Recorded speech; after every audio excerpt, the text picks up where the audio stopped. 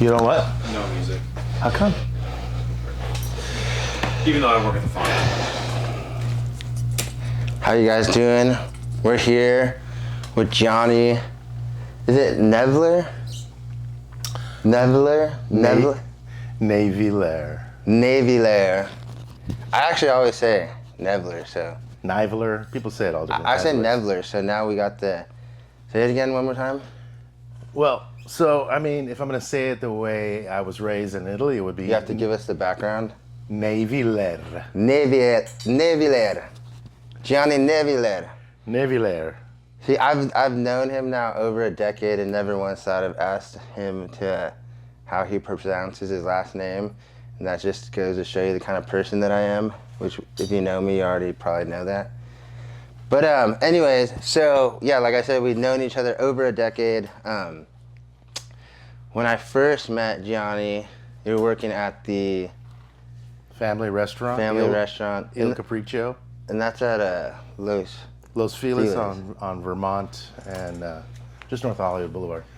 And then also, see, I know too, so I just listened to your band and realized, oh, I've listened to it before. Because we've known each other so long that then I was like, my first thing was like, wait, how do I know this song? Then I was like, oh, I've listened to it. Because I actually remember because you posted it on Facebook. So you're in the band, 1,000 Mona Lisas. Was in the band. It's over now. No chance of reunions? Well, the drummer lives in Brazil. He moved back to his home country, Rocco. And Armando, singer, guitar player, songwriter, lives in Virginia. So Not gonna happen. maybe we could do a virtual reunion. What were some of the big bands that you played with at the time? Oh, shit. We played with No Doubt. We played with the Candlebox, believe it or not. We played with Flaming Lips. Wow. Those are some heavy hitters. No Effects. Weezer a lot. We played with Weezer so much. I don't know, so many. So you never know. I mean, you could be like, hey, Scott from Weezer, would you be interested in flying these guys out for a show? Because we know this has happened with our friends, bands. Hey, man, I mean, Anything's possible. I haven't talked to Scott in a couple of years. I was seeing him more often a few years ago, but shit, maybe he'd be interested. When we played with Weezer, he wasn't in the band yet. He was still in Love Hogs, Electric Love Hogs. I know that he's not a new addition, but wasn't he the newest addition? Oh man, he's been in the band longer than any of the other bass players. So it's not new, but he is the latest. Right. Yeah, it's been over 20 years. He's been in, yeah, for sure, I know. And then, so, what happened with that band? Because you always you're like, wait, you're playing with Weezer, you're playing with No Doubt, Flaming Lips. Well, I mean, so many things went wrong there. I guess first thing would be deregulation of radio. So in 1996, pre-dereg, you could what was called chase the spins. So your manager, your management company, and your agent would follow what radio stations were spinning your records in various markets in the United States. So when they saw that, like, oh look, Pacific Northwest just spun your song like 800 times last week, then they would create, like, they would hire a street team, which typically would be college kids, to go to the local record stores, all the indie record stores, put up flyers, put up posters, put your record front and center as soon as you walk in the door, book shows in that area. Yeah. So you're chasing the spins. That's what I see. It's funny too, because I try and tell people about street teams. So I was on the street team for listening to these bands. I could see you as a street teamer. Yeah. So I was on. It was called Streetwise Concepts and Culture. I think we worked with you. You know guys. Bino and I don't know. Braden. I don't know. I mean, Streetwise was the biggest, dude. Like, listen to who they launched. So, Hybrid Theory, which became Linkin Park. Oh, right. System of a Down. Right. We played with them when they were called LA. No, I'm sorry. That was Korn. We played with Korn when they were called LAPD. Go ahead. System of a Down, Linkin Park, Head P, which never really got that big, Static X, which the singer ended up passing away. That's the other Armenian band, right? Static X? So he was Armenian, and I don't know if they were all Armenian. There was like an Asian guy in the band. Passed away? Yeah, Wayne Static passed away. He's a Burbank. I think Wayne Static was I used to see him in Burbank because his hair was like this. Yeah. So like you can't miss him. And so Static X, Papa Roach. I mean, Papa Roach. These guys. Pantera was one of just to redo one of their albums. Crazy thing too is Pantera sent me an autographed Dimebag Series guitar because of how good I did on their street team. Like I definitely stood out above. Would get paid. Other kids were just doing it. Like You're passionate. I'd get everyone. You know what I mean? I'd get Slipknot. Crazy story. So Slipknot, dude, they were not that big when I started doing that, and Hatebreed, Slayer, all these other bands played. Slipknot played during the day. It was called Tattoo the Earth Tour. I think it did like one. It was like a festival, a music festival that toured, and I don't think it did more than one. It was like. I know Slipknot was on it, Hatebreed was on it. Cause I used to street team for Victory Records, those guys, but I mean. Victory tried to sign us, actually. Oh dude, Victory. Face to Face was on Victory, right? Yeah. Yeah. They had an amazing, Thursday was on there. I mean, a high school friend of mine, Kevin Moran, was the A&R guy for Victory. And Dale Gloria, I don't know if you remember her, she worked for Victory for a hot minute. I know Kathy Harwich, because she was like pretty prominent in them making that. So they were like real East Coast hardcore. Was Victory East Coast? I don't know if they were East Coast. They had an office in LA for sure. Yeah, so Beverly. But they were like Face to Face was probably like one of the, because they had that punk breakdown sound, Face to Face. Yeah. You know what I mean? But poppy, but then eventually they went into where they're getting those like emo bands, and Thursday was. I liked Face to Face. They were fun. Yeah. Snapcase was another band on them that was really good. There's a band now called Turnstile, and they're getting huge.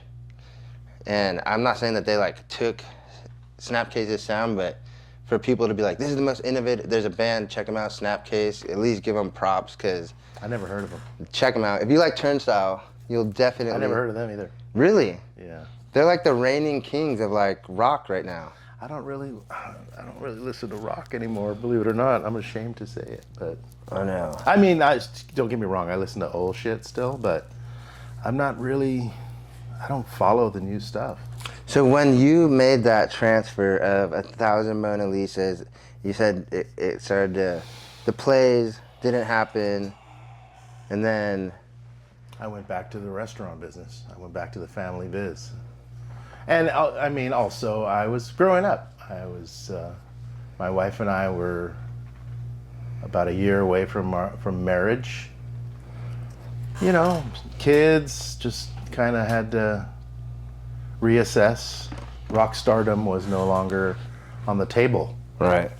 See, my rock stardom came off the table.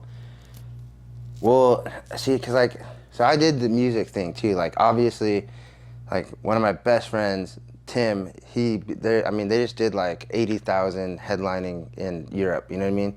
But we were like neck and neck with them. You know what I mean? Like we did. I was in a band, of American Tragedy. We did a split with them, so we should have taken off. You know what I mean? We just didn't. I was strung out. So we could do a tour. 3 days in, I don't have anything. I would go home. Mm. So like that was the demise of my like rock stardom, you know. Yeah. I mean, for us it wasn't just the deregulation of radio. It was also some internal stuff with the band. Rocco, who was from Brazil, he was getting a little antsy. He wanted to see stuff happen a little faster. Right. So he kind of quit and joined his future wife, ex-wife's band, Red 5, which I don't think he ever did in the end. He didn't join, and he joined a band called Fluorescein. But he kind of left us high and dry in the middle of a tour in Toronto, I think. Well, he quit in Toronto, and then his last show was in Dayton, Ohio or something. So then there was that, and so we replaced Rocco, and then we added a guitar player, and we did a couple of more tours. And I think Armando, our singer, was starting to get strung out. I don't mean to out you, Armando, but I think it's common knowledge. And yeah, you know, just we did something stupid. Armando and I made a really bad decision. We told our label that we wanted out, which was stupid. I mean, in my opinion, I think we should have never signed with RCA to begin with. I'm sorry, Brian Malouf, but I wanted to go with an indie label. But so we asked them to let us go, and because they really weren't doing shit for us anyway. They fired everybody. They had a new president. Everyone that was like on our team, so to speak, got fired. And so all of the new people coming in, they didn't give a shit about us. So we were kind of like, they were more concerned with Dave Matthews Band and someone else that they'd signed. Oh, the Verve Pipe. The Verve, not the Verve, the Verve Pipe. So whatever, they kind of like didn't really give a shit about us. And so Armando and I made this stupid decision to ask them to let us go, and they did, which was a big surprise. Most major labels don't do that. Right. And we thought we were just going to get another deal. And nobody wanted to touch us. Right. It's like I tell this too to people, like, you know, because I job coach, don't quit your job before you secure a new job. Yeah. Yeah. Is that where you learned that principle? Well, I mean, that principle is something I've heard forever, right? Right. Honestly, I never really was part of the job market. Right. I was very lucky, you know. I didn't know it at the time. I was an ingrate and I was resentful, but I had a job, my family restaurant. Right.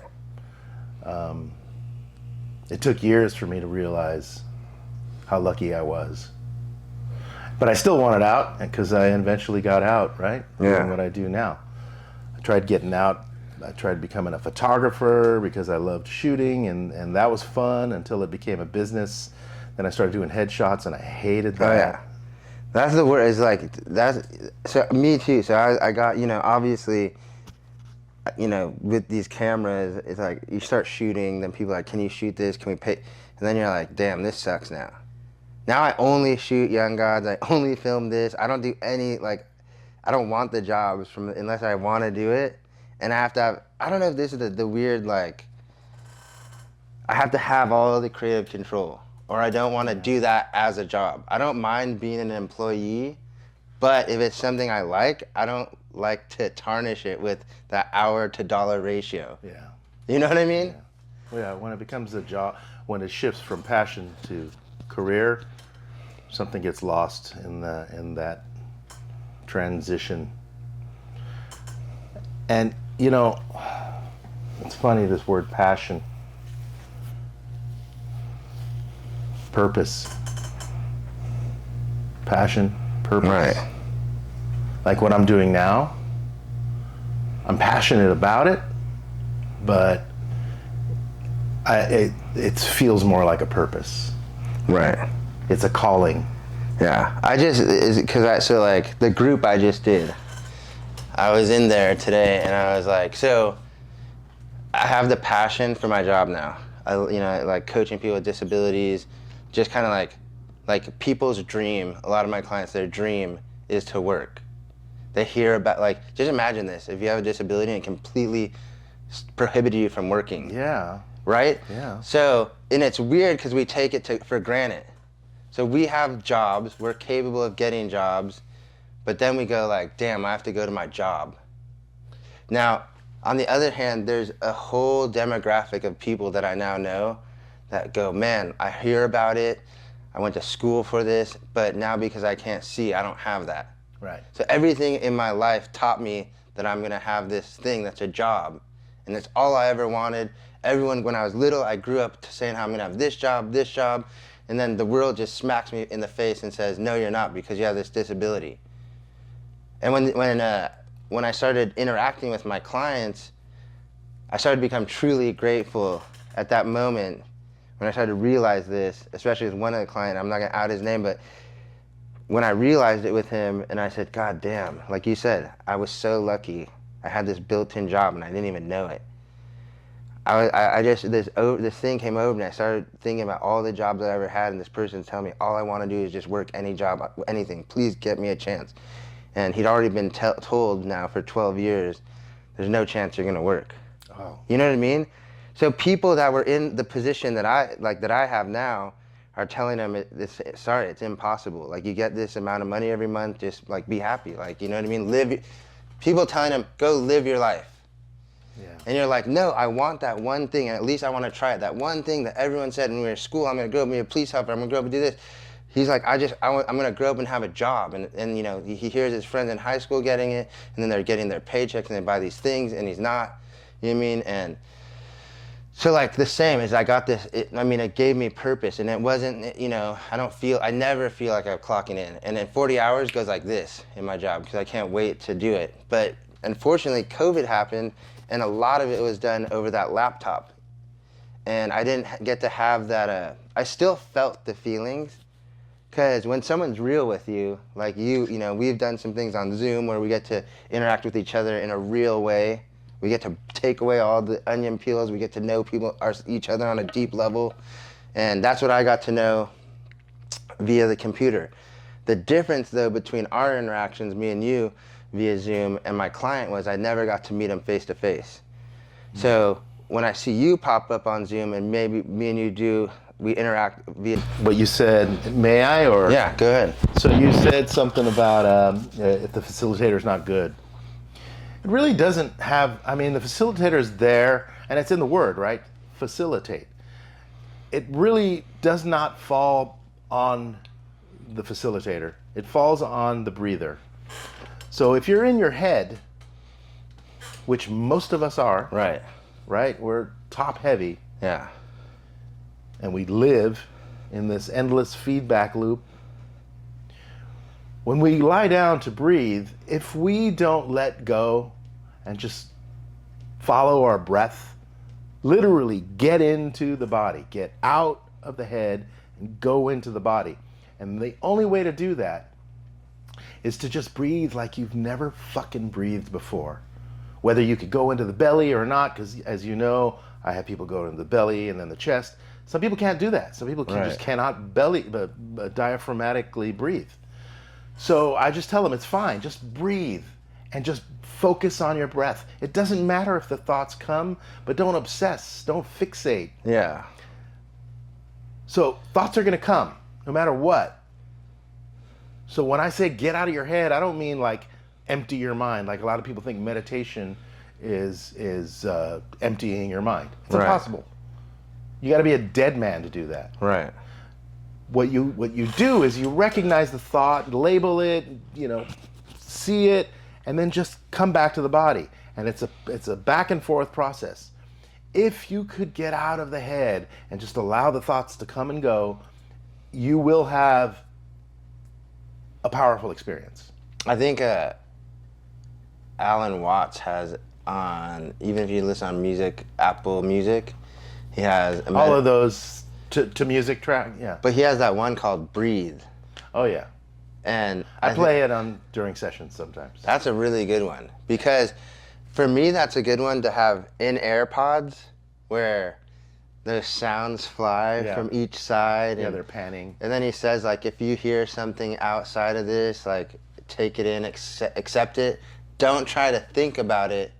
Just listen to it. Yeah. Which has really been instrumental. I started listening before I came to our last session, but it's been so instrumental in my my meditation, giving me a good 10 minutes of, like you said, it's not like your mind, it doesn't stop, but you can empty your thoughts. Right. That's ridiculous. See, I used to, like, I was, what I would get, well, I'm always like, Let me ask you this. tell Sorry me. to interrupt. Yeah. And I hear this a lot from my clients. After a breathwork session, they say, "Oh my God," when it's over, like the integration part. Yeah. They're like, "Oh my God, I meditated," and then they get back to me days later, like, "I finally am able to meditate." It's like, yeah, you always were, but that session, that 1 hour of breathing, allowed your mind to quiet down. It quelled the mind, and now you realize you were doing it right the whole time, but like you didn't realize you didn't know. Is what Right. I'm trying to say. Yeah. So after a full session of breath work, your mind is pretty damn quiet, is it not? Yeah. And you get like, in my opinion, you have this week window too of like. Oh, it lasts about a week for some people, yeah. Yeah, I feel like I have a week where I can like channel it back, whether it be like at the gym or in the sauna or I hear just that a lot. any time where I can just. But then I feel like, in about like 3-4 weeks that I could like use the refresher on it. Like I'm almost starting to think too at the least, to maybe come back and, because it's just like, dang, like. Well, that's why I started my 6-week program, Right. which is twice a week for 6 weeks. Imagine how long that's going to last afterwards. Yeah. I mean, yeah. This 6-week program be a Zoom? Like I said, I have one client in the Midwest currently. I've had others that were, where was that guy? Tulsa, I think, somewhere in Oklahoma, outside of Tulsa. Yeah, so it can be done virtually. The only problem with that, problem is the wrong word. The only challenge with that is getting them in their bathtub with ice and having enough ice. I can't check the temperature of the water. Right. And also a challenge, I can't touch them. Right. And as you know, touching is a big part of breath work, right? I've countless times, Like if your foot locks. not even for locking, not even for making someone feel good physically, not feel good, not for that reason, but for emotional reasons. Right. Human touch releases oxytocin. So I've noticed many times where somebody's like, maybe we're 10, 15 minutes into the breath work, and I could see they're on the verge of letting go, they're on the verge of crying, or the verge of releasing, and I could see it. I could see that they're resisting and they're fighting it. And all I got to do, or my wife facilitates with me. She's a sound stimulation, sensory stimulation. She's also very intuitive and she has that touch. So I'll notice somebody's on that verge, and one of us will go up there and just lightly touch them on the shoulder, and the floodgates open. They just start bawling because of that human touch, right? Which is kind of missing during the lockdown. Nobody was connecting with anyone anymore. It's weird too, though, just to my friends who, I had a lot of friends who were like locked down just by themselves. You know what I mean? I couldn't imagine, because like obviously I had my whole family, but the people who are just like in a room or in a studio, like, it just, those, you know what I mean? When I see my friends, They didn't have to be. That was a choice. Yeah, And that's controversial. I know. So the whole time, I did not isolate. Obviously I had my family, but I like went out. I did go out every single day, and I ran down the beach. I was outdoors. Yeah, I was outdoors all the time. a lot too. I can't believe they were telling hikers they couldn't hike in Griffith Park. That I couldn't even go on the beach technically. Oh, the beach too. They busted that one surfer in the water by himself. Right. Yeah, we're not going to go there. Right. What time did you have your next thing at? I have to hit the road like 10 minutes ago. Right. So here you go. Plug anything you want to. Go spell the things out, because I said most people are listening, and This guy messaged me last time. He's like, "Can you have your guests spell out what they're?" Well, especially mine, right? Yeah, yours especially. Okay, so I'm Gianni, Breathwork Facilitator, Ice Plunge Coach, Ice Plunge Expert. You can find me on Instagram at Respirospace, RESPIROSPACE. Respiro means breath in Italian. I am Italian, so Respiro.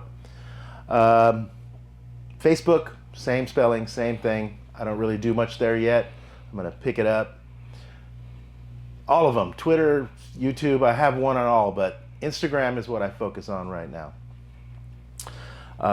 My wife and I do breathwork and sound together as a combo every Saturday morning in Marina Del Rey, for those of you in LA, at a place called Hallowed Ground, every Saturday, 9:30 a.m. No ice bath there. We hold private one-on-one groups, or in our case it would be two-on-one, my wife and I and our one client. I also do it without her. My 6-week program is without her, it's just me. And we also hold events all over the city. We plan on doing retreats. There's a lot in the works. So, and you understand? Alan Watts understands. So please follow, like, share, and do all that shit the kids are doing these days. And if you guys want to support us, we're at younggodsmfg.com. We have our merch on that on the website that you can order, hoodies, tank tops, all that stuff. We actually have to buy 2 new pieces of equipment, so any support really helps. Young Gods. mfg.com. And old dogs. We're the old dogs. Young Gods and old dogs. I'm not a comedian. And then look I at don't me know right if that now. was funny. Bam. All right. Thanks for watching. Late. That was fun.